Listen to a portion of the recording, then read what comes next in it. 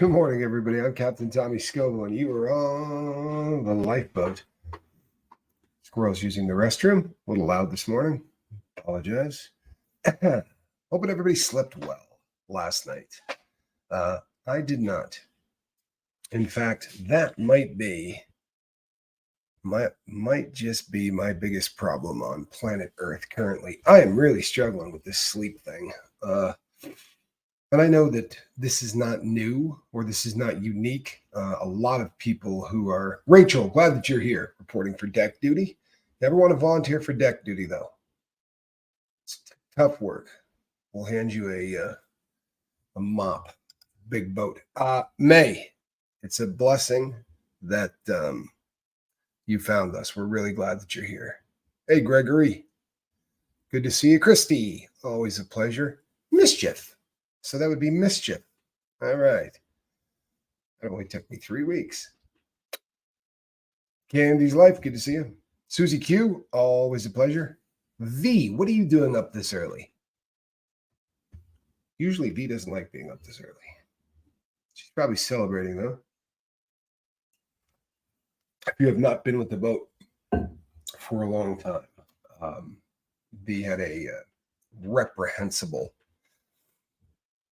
individual that she lived with who is now getting his just desserts.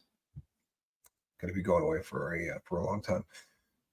I didn't sleep worth a crap last night either. Maybe the eclipse, who knows? Tommy Bird, I know what it is with me.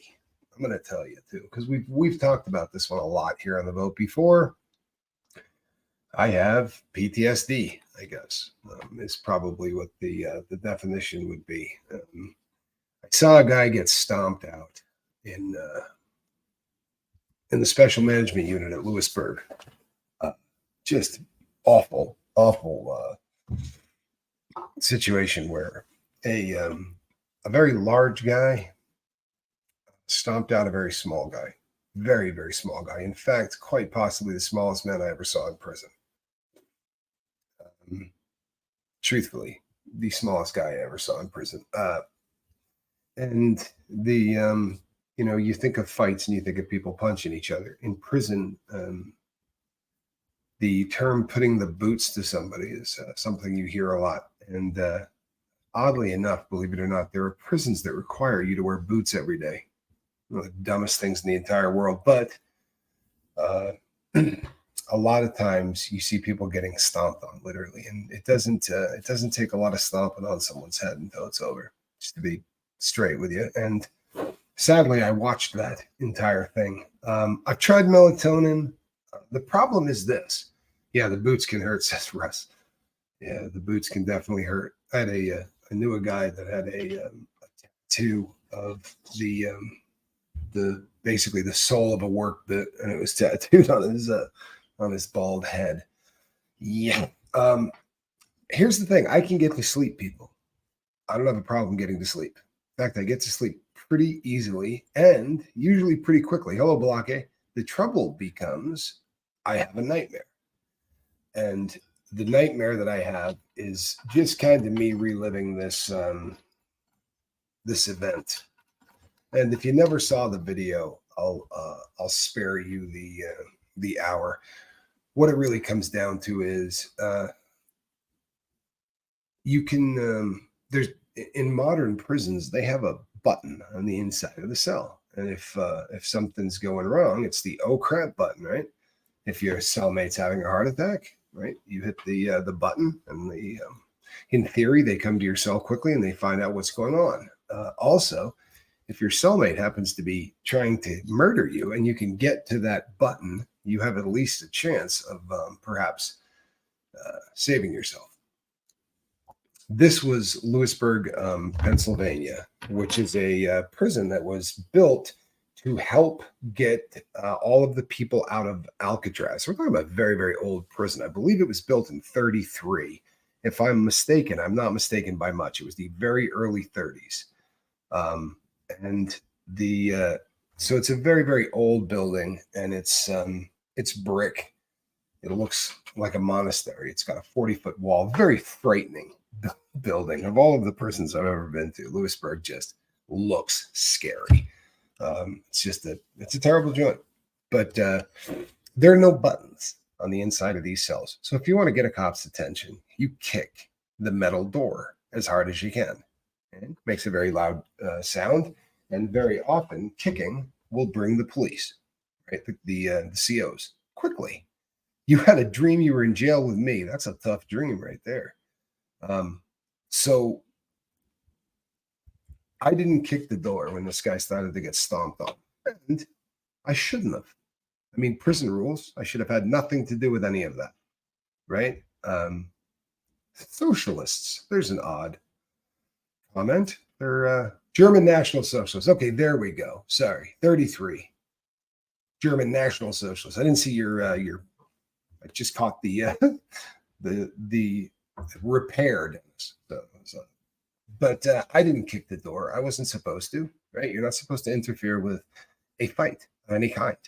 Whether it's your race, whether it's another race, this happened to be a different race, which would have made it even more of a problem, if that's possible. But if I had kicked the door, the white boys would have put a green light on me, and my cellmate would have been in a really kind of tough position because he would have been the one that would have had to do it, right? Because we were in a lockdown unit.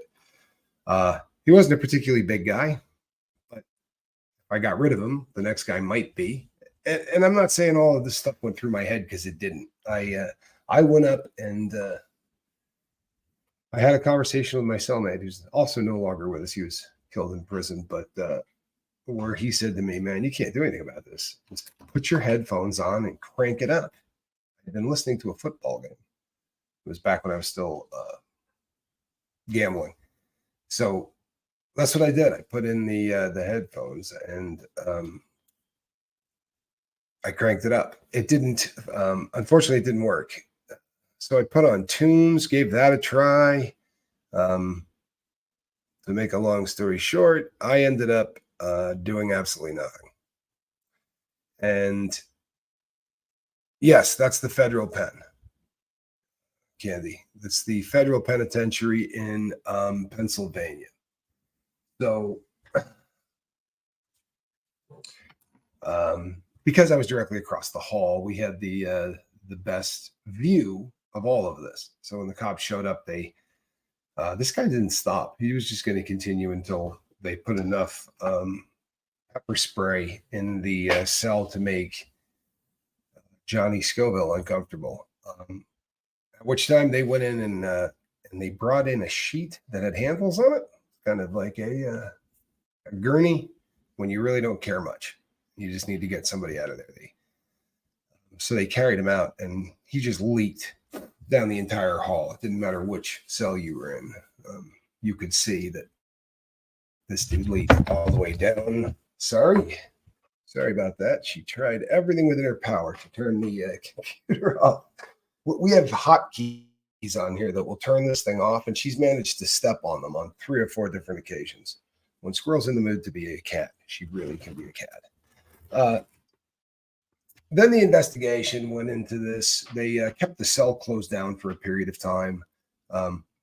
In a lockdown unit, every 21 days you move cells. They don't want you tunneling out, right? Or cutting something out of the bed, right? If you're going to try to make a weapon, they don't want to give you 9 months to do it, right? They want to make sure that every 21 days you're in a different cell. So I ended up in the cell that the guy that got stomped out was called Chihuahua by everybody but his race. His race called him, they had a different name for him. It was Chihuahua and it was Zombie.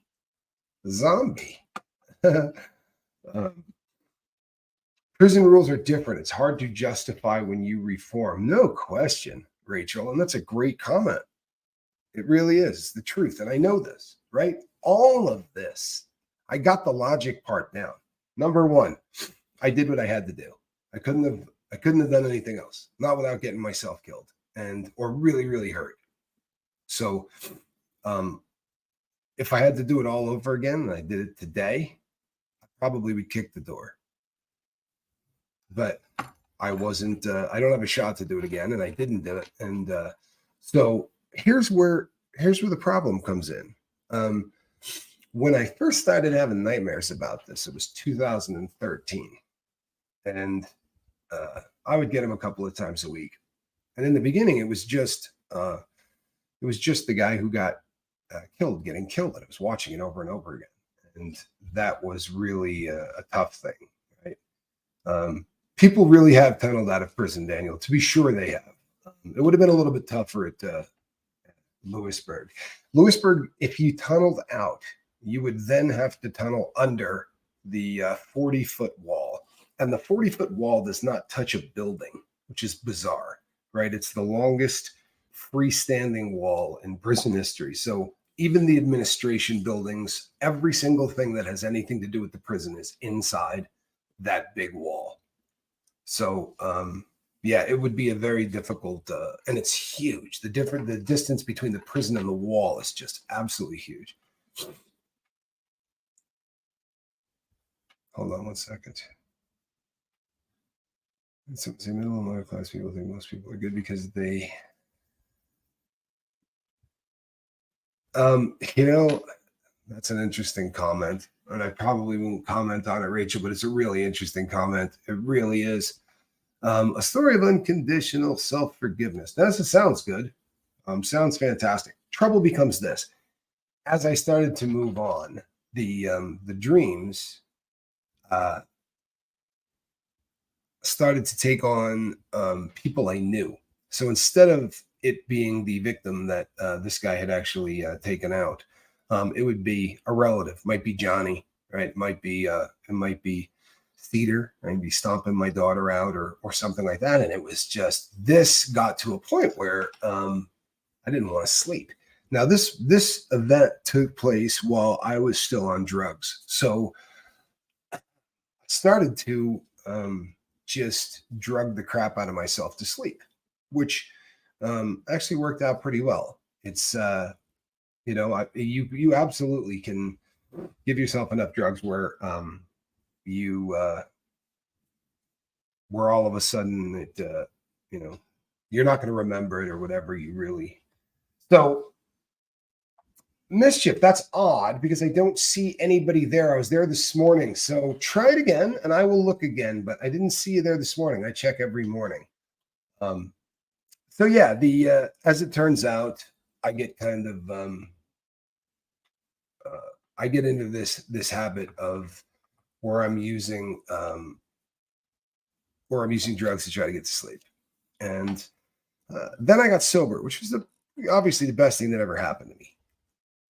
Sadly, when I did, these nightmares started to come back, and I have talked to probably 6 different professionals about this over the course of my of my time, and we haven't really come to a there's not much that I can do about this, sadly. They would all like to drug me. They recommend this sleep pill or that sleep pill, or apparently the one they really would like me to do is Lunesta, because in theory it's supposed to turn the brain off, right? So it didn't. I'm not ready to try that. So try lucid dreaming so you can face it and change the dream. That happened once. In all of the times that I've had this dream, it has only happened once, and I don't know why. I try the same thing every time in the dream, and I try to remember to dream. Like, I went through all of the stuff that has been suggested, and sadly, none of it works. Now, it will go away for a really long time. Sorry. Yeah, that's really a good comment. It's really sorry. It's not the comment I was looking for, but let's try this again. You guys are all doing this way too quick. That's your problem. You guys are talking so fast. There's nights all the time when I flash through one day or another and something I've seen or done when I was in the joint, it really has a hold on you because it's not a normal day in life. It really is not a normal day in life. Have I seen a sleep specialist for a sleep study? I have done sleep studies. Not since this, to be honest. Have you tried?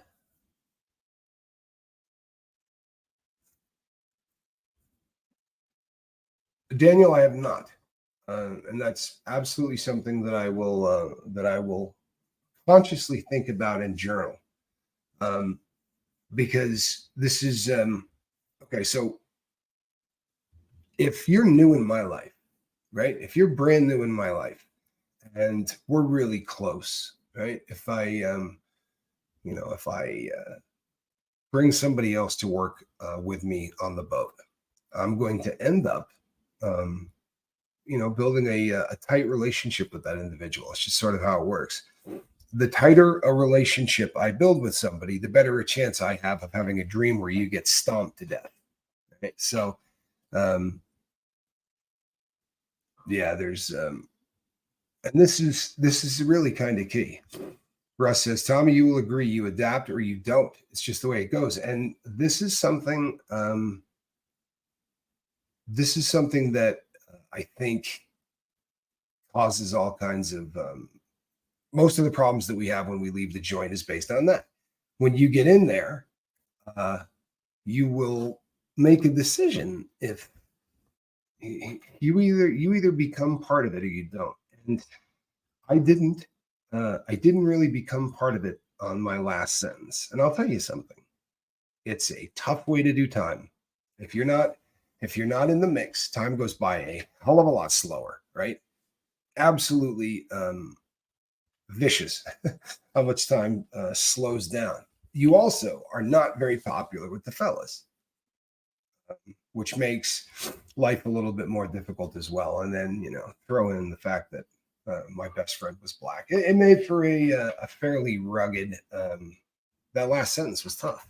But throughout that sentence, I would have this dream, and it happened when I was in prison. It happened when I was out of prison, and currently there's a lot of new people in my life, and that's just part of what we do here. And some of these people I care for greatly. Some of these people I love, and watching them get stomped out is really becoming an issue, and it's costing me. You gotta love those sleep medications. May cause headaches, drowsiness, liver pain, cold sweats, heart palpitations, itching, brain bleeding, runny noses, cough, man hands, yada yada yada. Serenity now. Jeremy Sheldon's a beast. Jeremy Sheldon's a beast. I used to do a little segment on Chase the Heat, where all I did was pick a I would pick comments, and then I would comment on the comment. Why did I pick this comment? It was a fun segment. When I had a lot of time on my hands, it was great, and I had a lot of time on my hands.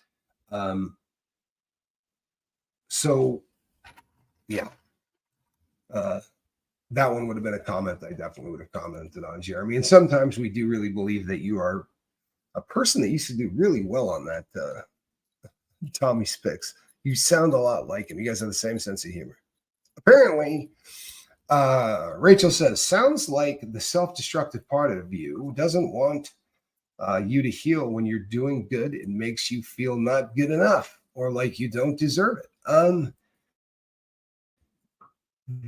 That's There's probably something to that. I mean, I would entertain that as an idea. I think the self destructive part of me definitely does not want me to heal. I agree with that.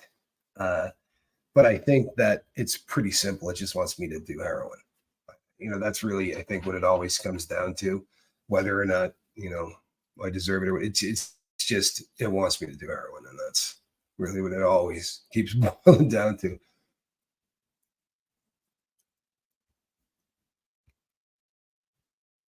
Anyway, that's a really, thank you so much. I'm glad that we're helping.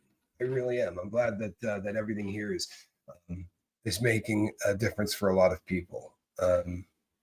It's one of those channels where uh, if you pay attention, there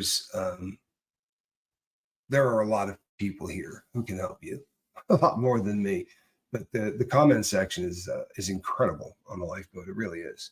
I go back and read these things all the time because it's hard to catch them all while I'm going. It really is, but it's good stuff. We have to deprogram and have to slow down and come back to reality. And sometimes we turn to drugs or anything that will help us shut down those memories. Yeah. Yeah. Right. Man hands. I should have been the man hand. They should have used me as a hand model for that. That would have been funnier. But that really is a great episode. One of my favorites.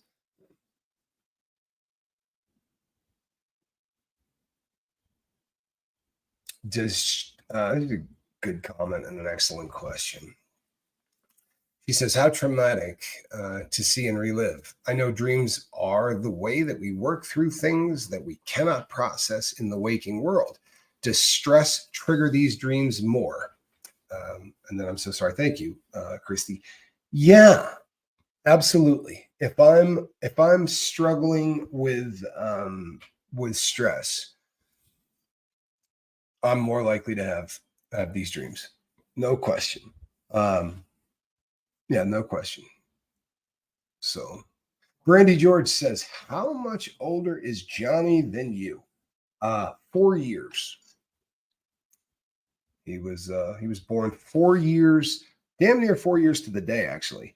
Very, very close to 4 years to the day. So we are 4 years apart, which is tough when you're in the young, when you're young, that's a 4 years can be brutal. Like, when you're 12, you don't want your 8-year-old brother tagging around. And it's just, yeah. We're as tight now as two brothers can be. We really did. We really did get tight.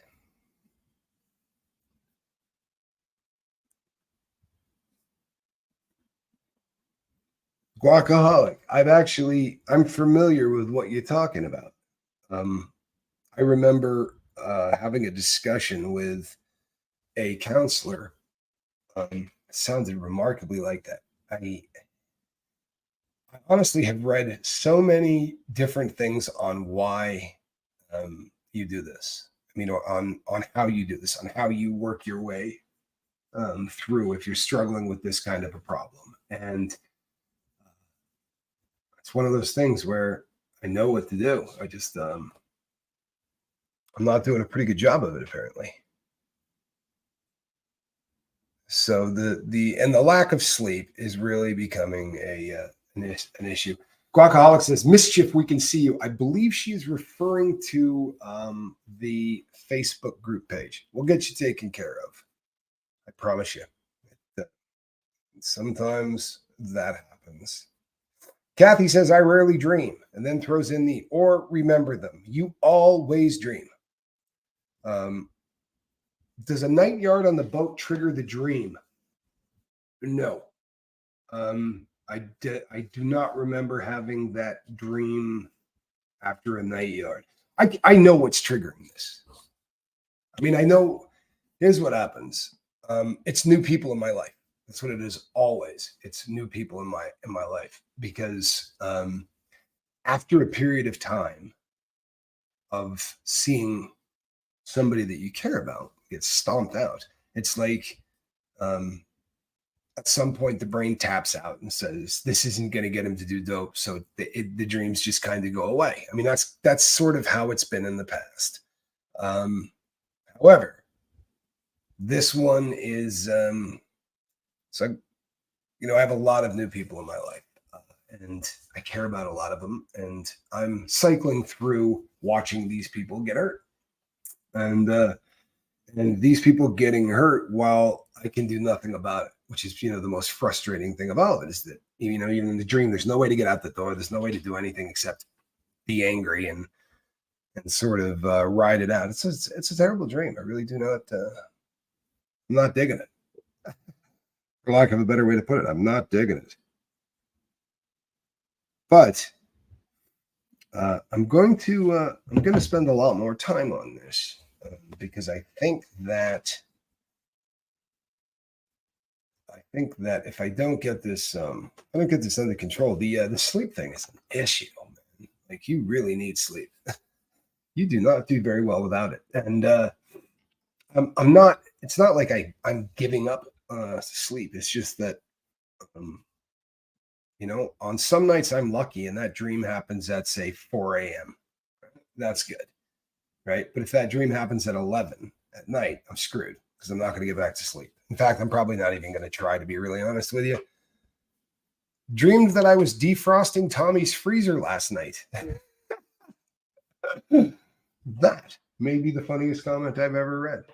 Well, it's, at least I'm doing something productive, or you are doing something productive in your dreams. How often do I talk to Q? So every chance we get, I would say that's probably the way to put it. We have opportunities occasionally where he can get a phone that he's been working in the same place for so long that he's got a lot of juice. He's been in the Unicore system for 30 years. So if the right cop is on, let's say to him, I don't care if you use the phone. So he'll call me and we can spend, 30 or 40 minutes on the phone. If it's not like that, then I get a 15-minute phone call about every other day. That's normal. We email each other daily. So I spend a lot of time. We definitely communicate a lot.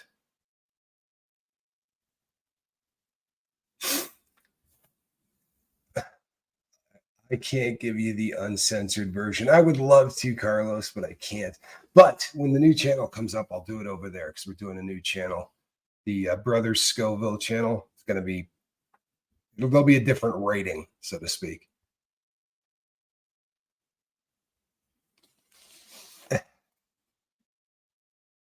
Thanks, Russ. I appreciate that. Good looking out. Trazodone helps me, he says. I tried melatonin, but I think a drug addict's brain gets so used to stronger substances that melatonin doesn't do squat. I've heard other people say that. That is a theory that is not unique to you. I've heard a lot of people say that. And you hear people who struggle with pain meds, right? Someone who's like a heroin addict or whatever. If you try to say to one of those people, can I get you an aspirin? If you have a headache or whatever, normally you do man, are you kidding? Like I'm gonna give my body ibuprofen after 30 years of giving it heroin. It's not gonna put up with that very well. I don't, I still take them, but thank you, Ian. I appreciate that. My brother was a good patient in the hospital. He's a really, believe it or not, he's really just an easy dude to get along with. Johnny's he's got a fairly short fuse, but he's easy to get along with. Jonathan Hicks, the good news is that this video isn't going anywhere. The bad news is I don't think it's going to help you a whole lot. I think I'm really talking about me here more than anyone else. I apologize. Allison, thank you. Thank you. I don't think that that's going to bother anybody. She said, when you're on the right path, sometimes it seems like there's somebody out there trying to push you off. And I think there's something to that, right? When you're over the target is when you're going to catch the most flack. There's just some truth to that. Dennis Mason is not a big fan of over-the-counter drugs. Gotta say, I agree with him. Honestly. See, Kathy, if I binge watch something, I will just binge watch something. There's no way it's not going to put me to sleep.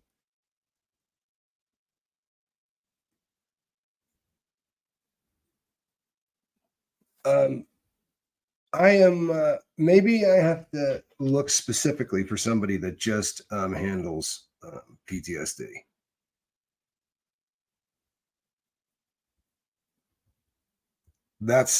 Honestly, maybe that's what I needed to do. Maybe I need a doc that just specifically deals with this. Honestly, the other thing that I would be all over doing, and I'm sure that it's going to just get everybody here to go bad and act all weirded out, but I would love to go to one of the psilocybin places that works on PTSD. I'm a huge proponent of psilocybin. Sorry, I really, sorry, not sorry. I'm a big fan of that. Not tripping and going to concerts or whatever, but I think the ability to for that drug to sort of tear down the ego so that you can sort of just find out who you are. I think there's something to that, but it would be I would want to do it with some professional where I'm at now, where I just left, where I just moved from. We actually had clinics all over the place, but didn't occur to me then. You know, Johnny reminds me of a friend that I had back in high school. He would help anyone until they crossed him, and then all bets were off. Here's the deal with Johnny.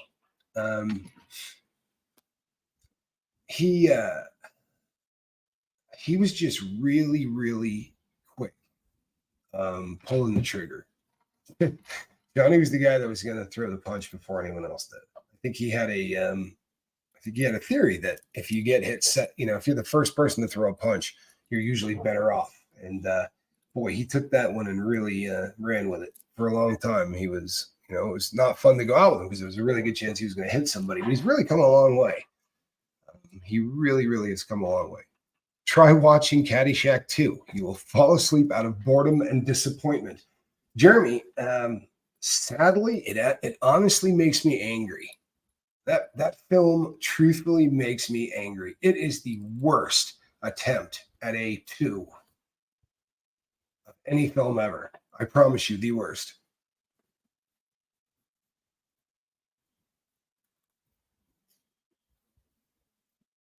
Thank you, Todd. I appreciate that. I'll take the prayers, man. I'll take all the prayers. Please. I will take all of them.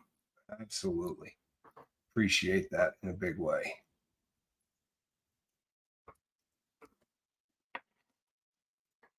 I don't know that he was that he ever really came across as a tough guy. He was just, that there was a period of time in the 80s that we were in a really, really odd place to live. There was a city where the median age in the city was like 26, which is just not right. And it was just, there were more bars per capita at that point in that city than there were any other place in the US. It was just a bizarre little place to be. And there's a lot of people drinking and a lot of people fighting. It was just really, it was an unusual time to be alive. And I think he just had the theory that, well, if it's going to happen, I may as well be the one to initiate it. But I don't think he ever really came across as the tough guy thing. Mischief says, that was years ago. I no longer partake. Yeah, I don't really partake in anything, but that would be I would absolutely do that. I would also probably, not a huge ketamine fan, and I never really liked doing it as a recreational drug, but it seems like they're having a lot of success with ketamine treatments right now too. So I would probably consider that, but you'd really have to trust the cat that you were working with, right? Because that's heavy stuff. I would not. Yeah. Last night, YouTube kept showing me an ad for calming tonic, where the people kept saying it's like drinking a shot. I feel so buzzed. Made me feel triggered. Really? And this was an ad. Valerie, if you see that ad again, will you send it to me, please? I don't want to trigger you. I don't want you to hang out with it, but if you could just hit forward and send it over to me, I would love to see that. You live in the strip club capital of the U.S., also addicted. Do you live in Houston, Texas? I kind of always thought Houston, Texas had that distinction, but I don't know. They certainly had a lot of them. Question. Out of any movie you've seen, what's the truest to how prison really is? Well, that's a great freaking question. Really is. That is a great question. I don't think they've ever made one that was particularly realistic. Probably Shawshank Redemption. If I had to say one prison film that I think conveys kind of the hopelessness and the boredom until it's not boredom kind of a thing. Probably the movie that I think I relate to the most. Most prison movies are really, really unrealistic. I've said before on this channel, and I know Russ and I have talked about it. If you watch a movie about prison, you assume that everybody is either getting assaulted sexually or they're getting assaulted with a blade, and that's happening about every 5 seconds. And truthfully, that's not the case. Portland, Oregon. There you go. Okay. Yeah, I can see that. I can see that. Houston, Texas has got a lot. So yeah, Shawshank was that really is a solid question though. Really is a great question. And I'm trying to think if there's any other that really kind of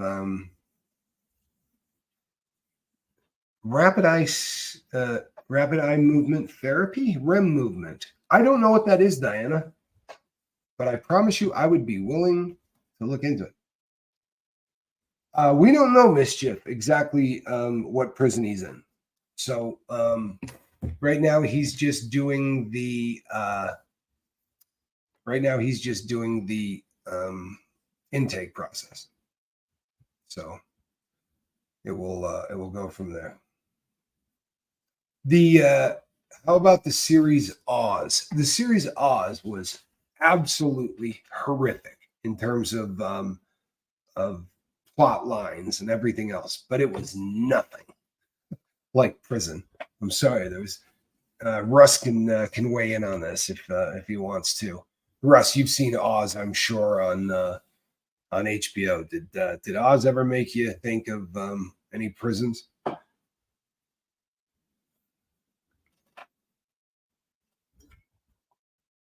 Yeah, Oz was horrifically unrealistic, but Dennis said I got through 3 minutes of Oz. That's impressive. I don't know that. Yeah, it's probably a record. There are people that really loved that series. I don't think any convicts did. Russ says Danny's still in protective custody in county. Thank you. I know that he's going to be doing the intake process. It's going to be probably at least a month before we know where he's going to be. So there's no telling. The theory is traumatizing memories get stuck. It helps processing them through. Well, I would sure like to process this through, so I will Google that when I am done. Orange is the New Black. Never seen it. The Green Mile. It's a fun film. It was a great book. Fortunately, thank the good Lord, I was never on death row, right? But I have been at prisons where death row was. In fact, twice I've been at a prison where the death chamber and all that was, and it's uncomfortable. It really is. It really was uncomfortable. What is that thing you just mentioned? Oh my goodness, are you asking me? Oh, I don't have any idea. Miss R, great to have you. It's good to have you here. Captain, is women's prison less traumatic than men's prisons? Again, never been to a woman's prison. I would guess probably not. I would imagine that they're just as traumatic for different reasons. I don't think that they're going to be as violent, certainly. But my understanding is that from cops talking to COs who have worked both men's and women's prisons, guys end up with a lot of fist fights. They end up with people who are literally trying to destroy each other and go behind people's backs and work things out and whatever. They tend to be a lot more emotionally involved with the people there, right? Guys, if there's that, you don't want to look soft, right, in prison. So guys tend to walk around with that look. Have you ever seen pictures of people taken in prison? There's like 4 poses, right? And none of them are ever just, what a big smile on their face. They all got to do that. I'm pissed, one knee down thing. It's absolutely funny. But no, I would imagine the other thing is so many women that go to prison have kids.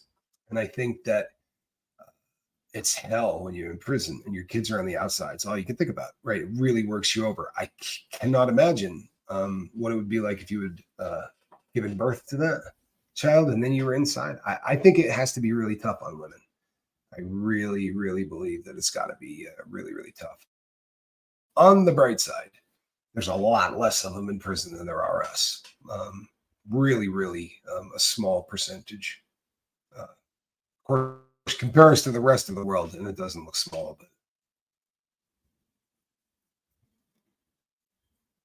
nice. May says another cool thing is my 8-year-old son is currently into ships, and so he's happy I found a special boat show. Awesome, awesome.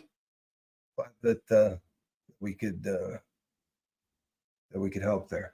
Oh, before I forget, Captain, you and Johnny made a good show last night. I think you mean show. Thank you. You know what? We have a lot of fun just sort of kicking it. The really funny thing is there are a few people on the lifeboat, probably not very many. I have not seen felon or shot caller, Russ, but what is the hardest prison you've been to? All right. I can answer this question in two ways, right? There was the most dangerous prison that I ever went to, right, which was Victorville. No two ways about it. Victorville was dangerous, and there was tons of dope, and anything you wanted, you could get at Victorville. And for that reason, right, there's a lot of people running up a lot of debts, and that means a lot of people getting beat up and stabbed. Stuff that you could get away with at other yards, you're not going to get away with it at Victorville. If you disrespect somebody for any reason, there's going to be problems. And they had for a while, they had what they called a no hands-on policy. Now you hear that and you think, well, that's a good thing, right? So what? We won't be beating the hell out of each other then, right? No, what they mean is we're not using these things, right? A no hands on was you're gonna be using steel if you fight, and that just changes it, ups the ante when you start stabbing each other. It really gets bad, and people get killed by accident all the time. You know what I mean? People accidentally, you hear that crap all the time where they're in there. Russ made a comment earlier. It's just like trying to throw a punch without hitting a locker, right? You're in a room that is maybe 7 feet wide, right? It's a very difficult thing to move around in there. Right, so people end up doing stuff that you didn't mean to do when the action is fine, and you stab someone someplace you didn't want to. It's just really, really dangerous. So that was the most dangerous prison. The hardest prison that I ever went through was Lewisburg, Pennsylvania. That prison broke me. I was absolutely a different person when I walked in than I was when I walked out. And that I got there in January, and there was no window in the cell that I went into, first cell. So the following morning when I woke up, there was like 3 inches of snow on the floor right next to where the window was. And the windows in Lewisburg are like maybe 9 or 10 feet tall, really super tall windows, go almost floor to ceiling, and you roll them open. But there's nothing, the glass has all been broken out because people were, fishing drugs and things by breaking out the windows. So they just said, you know what, we're not going to fix them. So there was no heat in the winter, and there was no air conditioning in the summer, and you were locked down 24 hours a day.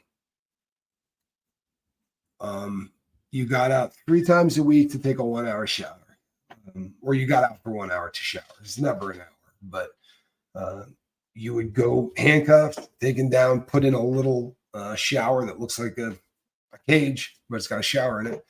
And you go in there, you shower, you come back out, and you're freezing because there's no windows in the shower. So you're standing in edges. It's snowing outside. It's almost snowing inside. And the cops carry billy clubs. 1 hour a day, you have to go outside to recreation. If you're white, you have to go. There was a policy that every white boy had to go to every single time we had yet, which, made stuff.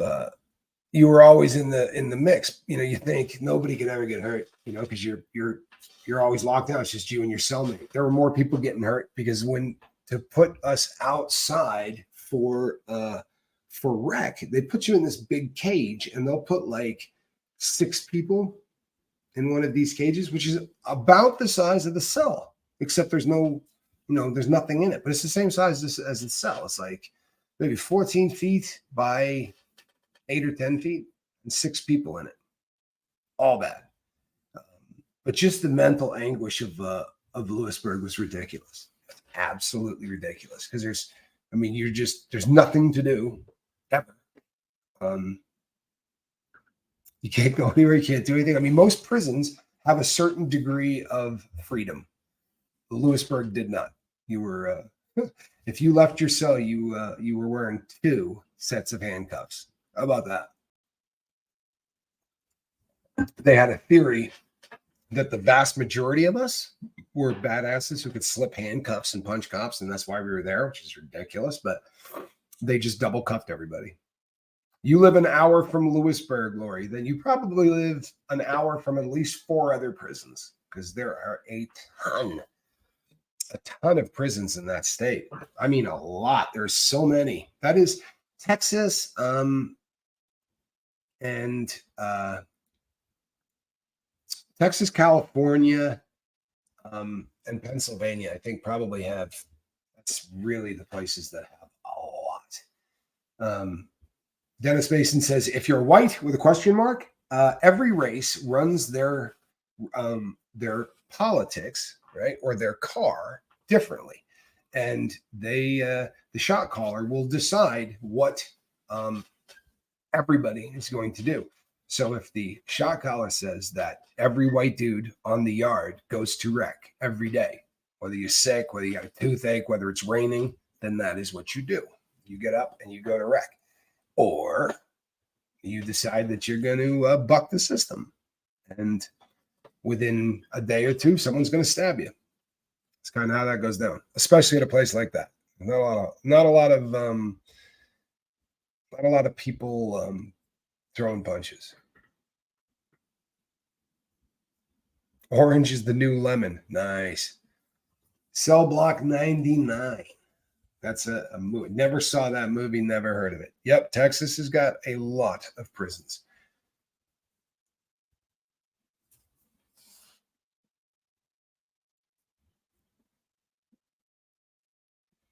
Nice, 7th.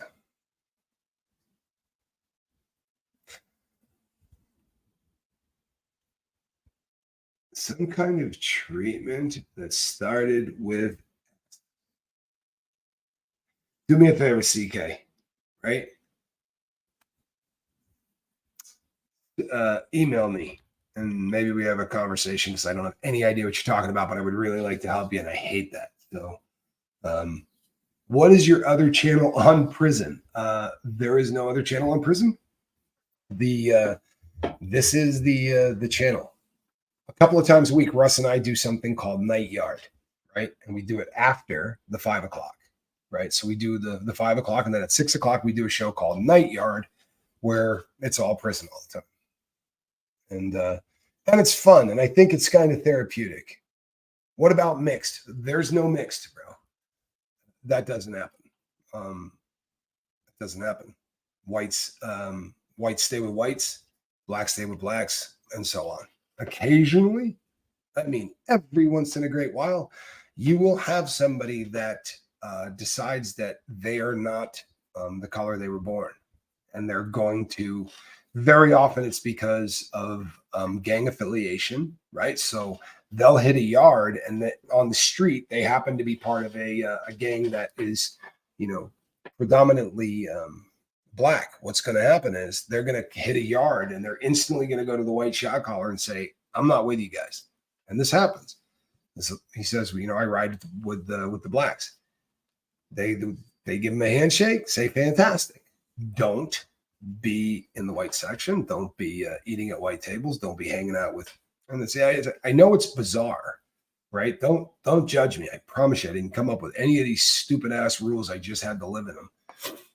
I'm close with someone who did time at Rikers during the 80s. He's forever changed. Unfortunately, it used to cause him to be abusive, but he's finally worked through it, and we are very good friends now. Believe it or not, a lot of people don't realize this, but Rikers is just a jail, right? Rikers isn't even prison, but it is massive. It is the county jail for the 5 boroughs in Manhattan and on the island. So, yeah, ugly place. And I have actually been to Rikers Island. Didn't get. Fortunately, I didn't have to go anywhere past intake. My friends were in the process of getting me out before the paddy wagon even got me down there. Good morning, low grade citizen. Really cracks me up.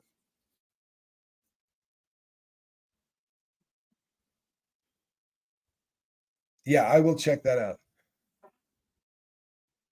I always thought Nevada had a bunch, said Gary. Seemed to be that way off the interstates, I-15 and I-80 out in the middle of friggin' nowhere. You know what? There are a bunch of prisons in Nevada. There are a bunch. There is one. No, there isn't. I was going to say there's a federal prison, but there's not. It's directly across the border in California, but it is almost in Nevada. It is really close. It's in Herlong, California, but it's like on the border. But just state prisons, there's 13 or 14 in Nevada. There's a bunch of them.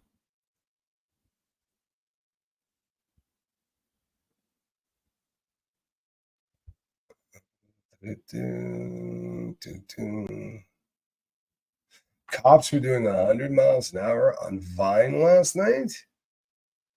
There's a lot of vines. Which city are you in there, my friend? You know you're at the bottom if you think you're better off in prison than out. Boy, there's a lot of truth to that, right?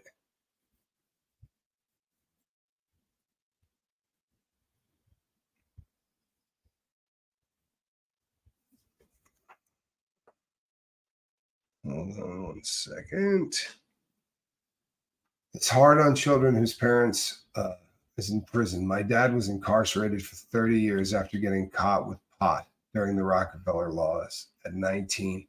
He died at 50 and is buried in a potter's field. Oh my God.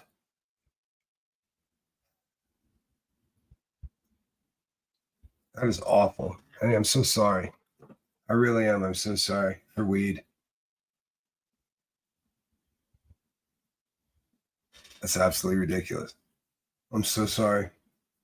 It's a system that absolutely failed. V says, I wonder if they have slot machines in prison too in Nevada. Everywhere else does. You want to get a laugh? I'm going to tell you a story. This is the gospel truth. There was a period of time in Nevada where you could gamble in the prisons. There was a guy by the name of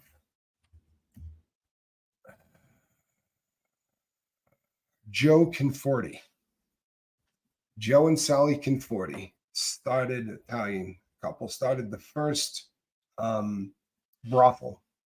legal brothel in Nevada. And they ended up opening a couple of more. And so his wife, the guy that started this, had an affair with a boxer named Oscar Bonavina. And that Oscar Bonavina got shot with a shotgun. And the person who did it apparently was hired by Joe Conforti. They could not get him because the guy soldiered up. That was back in the days when if somebody hired you to do something, you didn't tell on the person that hired you. But Joe did have to go away for tax fraud. And when he did, he got in there and he said, why isn't there gambling inside? It's illegal to gamble here. They had, and I was at Northern Nevada Correctional. At Northern Nevada Correctional, there are pictures on the wall of convicts standing in blue at roulette wheels. They didn't have any machines. They just had tables. But they had roulette, they had craps, they had all of it.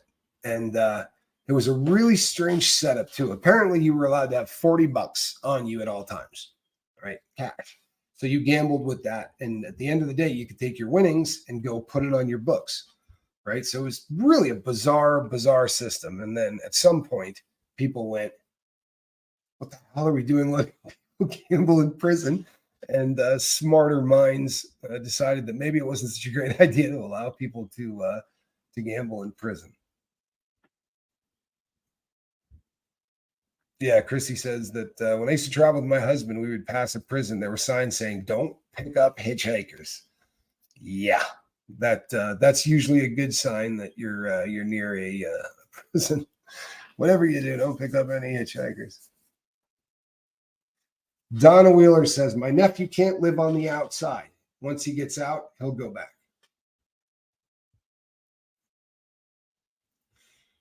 He can live on the outside, Donna. I promise you he can. But like my friend says, sometimes when she saves a stray, uh, the other dogs have to teach that dog how to dog, right? Because they just never really learned how to be what they are. And um, for people that can't live on the outside, they just have to learn how to man, right? They need somebody to teach them that this is actually possible, and that um, and that it's honestly, believe it or not, easier to live out here than it is in there. One of the things that we get institutionalized because they do their laundry for you, right? They prepare your meals for you. If you wanted to, you could get up, just go to the meals, come back, lay down, and do that for your entire sentence. Just lay in bed all day. So a lot of times people get very accustomed to their laundry being done for them, everything being done for them. Conforte, I believe, is the name, Dennis. Not Contorte, but Joe Conforte. Joe and Sally Conforti. They started the Bunny Ranch, I believe was the first one, or maybe the Mustang. I don't remember which one was the first, but they owned both of them at one time.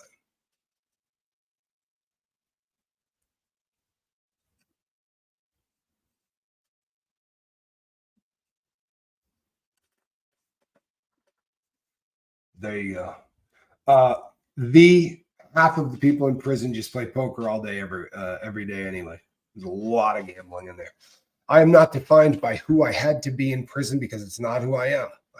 I'm defined by what I have in my heart. I had to survive, and I did. There's inmates and there's convicts, and he's right. And you know what? It's the first time you hear somebody say that, and someone says, "I'm a convict," and the first time you hear it, you just think to themselves, "Why in the name of God would you ever try to brag about that?" Right? Why would you say with pride that you're a convict? And what you realize is that inside, that's the highest compliment that somebody can pay you. It means you pay your bills. It means you're not a weirdo. It means that your word is solid, right? And that if you say to somebody, "I got your back," you got their back, right? It's not one of those things that you say. It's bizarre when you get if you do enough time in prison and then you get out and someone will say to you, "Yeah, I got your back, dude," right? And then you assume that they might actually have your back. In prison, that means I'm going to go get a weapon and put it in my boot, and then I'm going to follow you around all day. So that if something happens to you, I'm going to be there. It's a little bit different. The certainly different in terms of giving your word. I remember when I was in high school, this one guy I knew as well, at 13 or 14 years old, he took a rap for basically a murder that he didn't commit because he said he wanted to go back home. Wow. Yeah, there are really people who get institutionalized. It's the saddest thing in the entire world. I was going out to medical once, so you go through R&D, whether you're going to medical or whether you're going to home. You always have to go through that R&D place. And there was a guy in there, and they were cursing at him and screaming at him because he did not want to go outside. And this cop was just berating him, and he just said, "I don't want to leave." The cop was like, "Well, then get your ass out there and commit another crime. But my job is to get you out the door." And I remember just sitting there thinking to myself, how does life got to be where this is where you'd rather be? Right? How freaking scared of freedom are you that you are content to live in a place like that. Yeesh.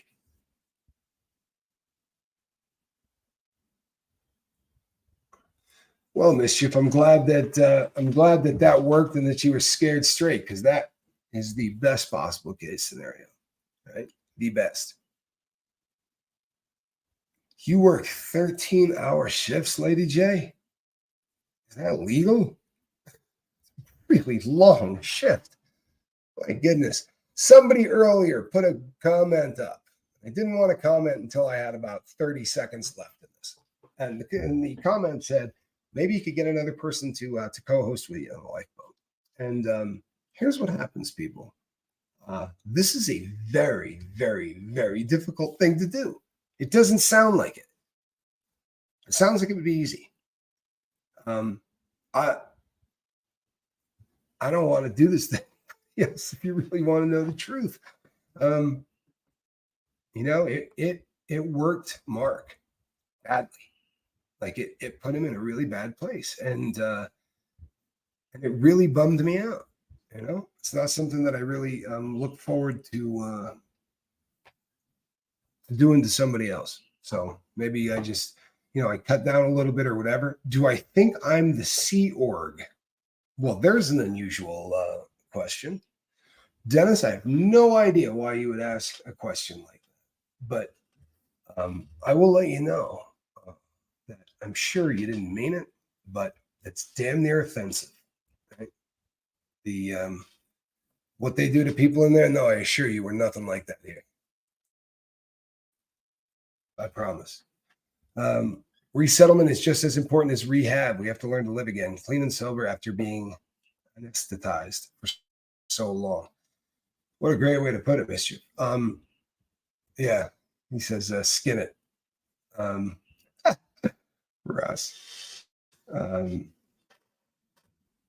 Yeah, it's a rugged adjustment. It really is, and they don't do a whole lot to help you get from where you're at to the next. You understand? There's no assistance. Sadly, there isn't, and they're trying to do some things that are going to make that easier, but we'll see. Right? It would be good if that happens. Thank you.